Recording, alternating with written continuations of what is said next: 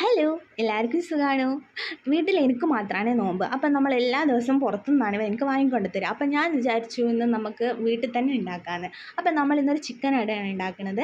അപ്പോൾ അതിന് വേണ്ടിയിട്ട് ആദ്യം ചട്ടി ചൂടാക്കി ഇഞ്ചി വെളുത്തുള്ളി പേസ്റ്റും കറിവേപ്പിൻ്റെയും സവാളയും ഒക്കെ ഇട്ട് നന്നായിട്ട് വഴറ്റിയെടുക്കുക. ഒന്ന് വഴണ്ടി വരുമ്പോൾ മസാലപ്പൊടികളായ മഞ്ഞൾപ്പൊടി, മുളക് പൊടി, കുരുമുളക് പൊടി, ഗരം മസാലയും കൂടി ഇട്ട് നന്നായിട്ട് വഴറ്റി വെക്കുക. അതിനുശേഷം നമ്മൾ തേങ്ങയിൽ മുളക് പൊടിയും മഞ്ഞൾപ്പൊടിയും ഇട്ട് ഒന്ന് ചതച്ചെടുക്കുക. അതും കൂടി ഇട്ട് കൊടുക്കുക. അത് കഴിഞ്ഞിട്ട് നമ്മൾ ചിക്കൻ ചതച്ചും കൂടെ ഇട്ട് കൊടുക്കണേ.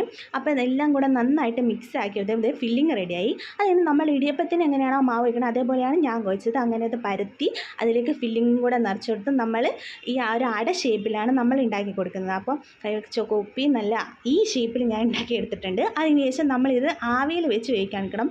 അപ്പോൾ അതൊക്കെ സെറ്റാക്കി ഇത് വെന്ത് വന്നിട്ടുണ്ട്. അതിനുശേഷം നമുക്കിന്ന് കുടിക്കാനായിട്ട് മുന്തിരി ജ്യൂസും കൂടെ ഉണ്ടാക്കി നന്നായിട്ട് മുന്തിരി കഴുകി ഞാൻ എന്താക്കി ജ്യൂസും കൂടെ അരിച്ച് ഒഴിച്ചെടുത്തേ.